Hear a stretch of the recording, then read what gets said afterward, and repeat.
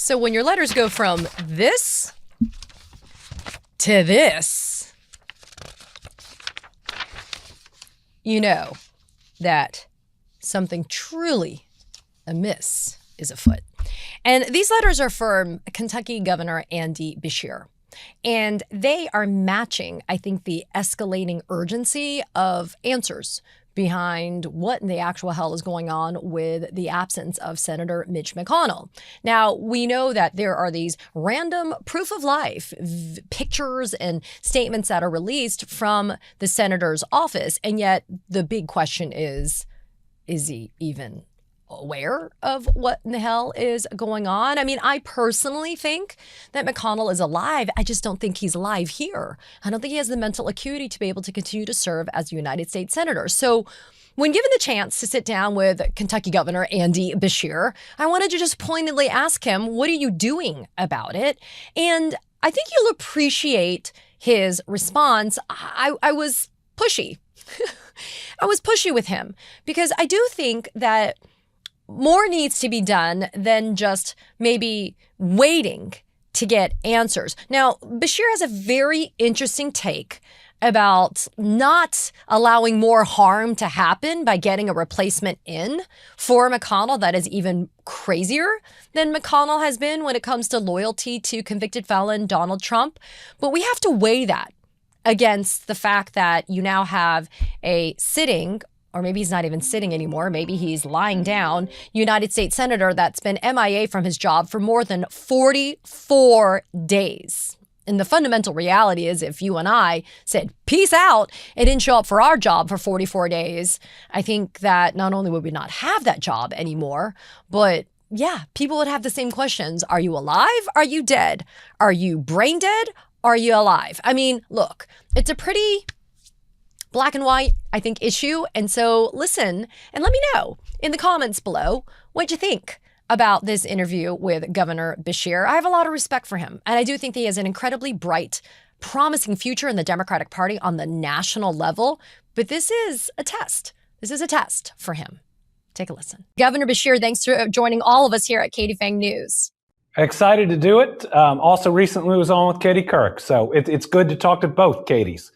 Look, I know that you were on with Katie Couric because I read up about it. And so, Governor, I'm going to play straight out of the gate 2 very short clips for you of Senator Mitch McConnell, and then I'll have some questions for you on the other side. But take a watch and listen. We're on a path to finishing the NDA this week. It's been good bipartisan cooperation and a string of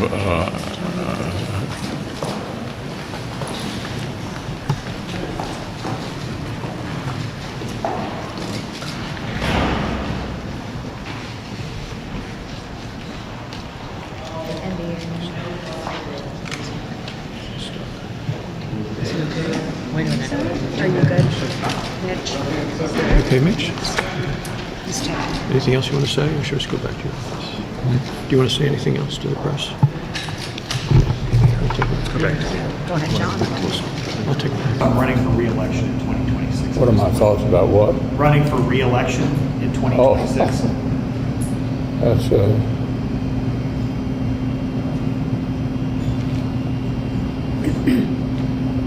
Did you hear the question, Senator? Running for re-election in 2026? Governor Beshear, I take no satisfaction in playing those clips for you. Those are from 2023. That is 3 years ago. And I feel like you've also kind of gotten a sense of heightened urgency in trying to find out what in the actual hell is going on with Senator Mitch McConnell. A letter you sent out dated July 27th was addressing the senator directly, but acknowledged that if he was incapable of reading and responding verbally and not incapacitated by means of consciousness or cognition, that his staff had the obligation to be honest and transparent with the people of Kentucky. Governor, it's been 43 days. I know that there was some, as they're calling it, proof of life correspondence or notice that was sent out by the senator. It had some accompanying language from some physicians. I mean, at this point, Governor Beshear, what are you going to do? So what we're looking at here is just a failure of Senator McConnell to be honest and direct with the American people and the people of Kentucky. Now, for all your viewers, just think if you were away from work for 6 weeks, you'd be expected to call your boss and explain what's going on and a prognosis for moving forward. That's all we're asking of Mitch McConnell. And Scott Jennings out there, his protege, claims they had a 17-minute conversation. So, Katie, why can't he call in or come on and have a 3-minute conversation with you or with anyone else? It is not asking a lot. And it is just further fan the flames of the speculation of what's going on with Senator McConnell. That speculation's reasonable, especially since those 2 clips. So as Kentucky's governor, I've demanded that he either provide some proof, verbal proof, to the people of Kentucky that he still has the capacity to do this job, or to resign. Now, as a state constitutional officer, I can't remove a federally elected officer. You know, our government doesn't work that way. That's typically done in the Senate through resignation, through death, or through a vote by the Senate itself. So I didn't just send that letter to Senator McConnell. I sent it to Senator Thune as well. He is the majority leader in the Senate, and he has a duty to ensure that every single one of the members has capacity to serve. I have asked him to investigate, to talk to the American people about Senator McConnell's condition, or to begin the process of declaring that office vacant in the Senate. Governor Beshear, part of the reason why I wanted to have this conversation is I wanted to also let people understand what you can do. There's a lot of things flying around in social media about what you can and cannot do as the governor of the state of Kentucky when it comes to I'll use the word vacancy at this point because I'm not really sure what the heck is going on, right? So let's be clear. Back in 2021, the way that it worked was you, despite trying to veto this, you were then put in a position where you were going to have to pick if a vacancy came up for a Senate seat. You'd have to pick from a list of 3 that would be provided by the party of that senator. So for example, let's speak, plainly, if it was Senator Mitch McConnell, the Republicans would have been able to give you a list of 3 from which you would choose to be able to fill it. Back in 2024, there was a law that was passed that pretty much got rid of that. So I want everybody who's tuning in now, that'll tune in later, to understand. You as the governor of Kentucky, according to 118.720, which is a law in the state of Kentucky, you are supposed to do a special election who would then hold the office of Senator McConnell until his term lapses, which is January of 2027. However, your state constitution has section 152 that deals with vacancies, and it says plainly, vacancies in all offices for the state at large or for districts larger than a county shall be filled by appointment of the governor, and all other appointments shall be made as may be prescribed by law. I mean, Governor Beshear, it sounds to me, you either call the special election, which would then maybe force somebody, including McConnell, to come to you and try to sue you to stop you from filling his seat if he's able to do so, or you yourself, pursuant to your constitution, just put somebody in that seat if we don't get some satisfactory answers from McConnell. Yeah, so you can only call a special election if there's a vacancy. And the declaration of that is ultimately for the Senate. But remember, I also have a Republican Secretary of State. And those are the offices that ultimately conduct those elections. But let's talk for just a minute. For those that are saying, call a special election, call a special election, we haven't won as Democrats a U.S. Senate seat since 1992. So I call a special election, and we are likely in this interim period to get someone more obedient to Trump that will support him in every single way than Mitch McConnell. So Mitch McConnell's vacancy isn't acceptable because the people of Kentucky deserve representation. But what does it mean? One less vote for the SAVE Act, one less vote to potentially replace a conservative Supreme Court justice and put another on, one less vote to continue the war in Iran, one less vote for all these terrible things that congressional Republicans are doing to the country.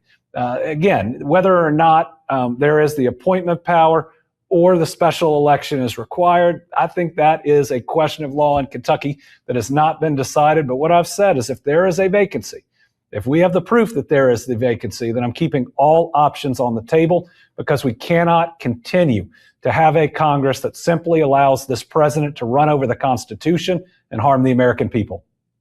Look, I appreciate the chess versus checkers here of maybe trying to outwit Republicans, including Trump, by having McConnell not be reporting to duty and not being able to do even more harm as he has done. I guess my question is this. What are you defining then as a vacancy? And how much time are you going to wait before you actually get some satisfactory kind of definition of what that vacancy is? Again, a governor of a state can't declare a vacancy in a federal office. And some people are saying, just ignore that. Ignore the law, ignore the Constitution, ignore the separation between the federal and the state. And some would say, hey, Mitch McConnell would ignore the Constitution. Some are saying Donald Trump would ignore the Constitution. Well, I'm not going to be the Democratic version of Mitch McConnell and Donald Trump. And if that's what people are looking for, they're looking in the wrong place. We've got to provide leadership. We have got to carry ourselves in a way that tells the American people, with the 26th election coming up and the 28 later, that there is a better way, that we can get back to being the United States of America that we recognize, and that we don't see a government that takes a wrecking ball to the rule of law. Governor, I guess that my next question then would be this, because I also subscribe to the rule of law, right? I mean, I'm a trial lawyer. I am somebody who's definitely respecting that. There also, though, I think comes a point of time where, you kind of have to shake the tree a little harder. So let's talk about Thune, right? Because I do think it's appropriate to put pressure on Thune to actually also give answers to the American people, including those in Kentucky. Have you gotten any type of feedback from Thune about trying to get some transparency? Even Scott Jennings, as you acknowledge in your letter from yesterday, even Scott Jennings, who I'm no fan of, said if there had been a little bit more transparency in McConnell, he could save himself a lot of grief. I kind of feel like Thune really needs to feel the heat on this one as well. I agree. And it is the place that we can actually get some results in this. Remember, if the Senate is the only group that can declare this vacancy, which is true, they're the only group that could seat someone. So even if I tried to make an appointment, they're not going to seat a Democrat if that's who I appointed, or anybody else. But Thune has a duty in the Senate. And remember, he's down a vote for all these different things. It should be in his interest. And I think Josh Hawley is calling on him and others to say, Mitch, you've got to come back to work, or ultimately we're going to declare a vacancy here. Now, remember, if he does that, it could result one way or another in another vote for some things that could harm our country, that could pull voting rights away from other people. So you're right, there's the checkers and there's the chess here. And I know there's a lot of people online that, again, just want to feel good, want to see a certain amount of action.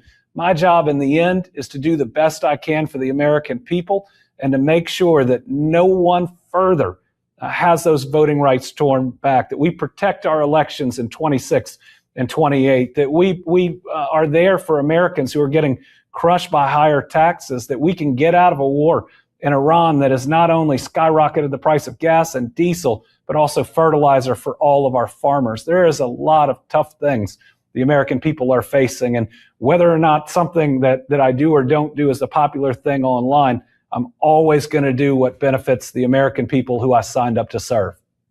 And I know people believe that about you.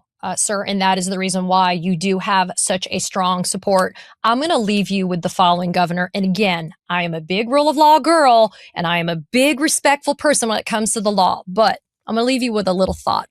You say, and I concur, you cannot on your own declare a vacancy. And I know that that's the law. But there is this idea, I think, where you could probably say that there is a constructive vacancy that has happened due to the absence of this senator and the absence of transparency to Kentuckians. And that constructive vacancy is the reason why you do an appointment or you do something that moves the ball forward. I'm just suggesting that only because sometimes that can dislodge, I think, the truth. And I think that's what everybody wants, including you. Your letter has made it clear to Thune and to McConnell and his staff. Footnote, who, by the way, his chief is getting $226,000 a year to be the chief of staff to Senator McConnell, when so many Kentuckians and Americans can't even afford health care or basic necessities. But you have told them that you want answers. I didn't see a deadline, though. Are you going to follow up and say, I need information by a date certain? Oh, we're going to keep pushing. As you see, this was the second letter, and I'm out there doing interviews on somebody's personal health, which isn't something that any of us want to do. But the people of Kentucky deserve answers. And I respect that you're a trial lawyer. I haven't seen the reality of a thing called a constructive vacancy. I'm making it up on the fly, Governor. I am just trying to help you in your state of Kentucky. No, so. I get it. I'm going to continue to push. I'm going to do it within the rule of law. But listen, we wouldn't be here without the noise we're seeing on this, without how hard I'm pushing. And I would suggest to people that John Thune is a place that they should press and push, because I want to make sure, and not because it's me, that Democrats get out of this practice of Republicans do something bad.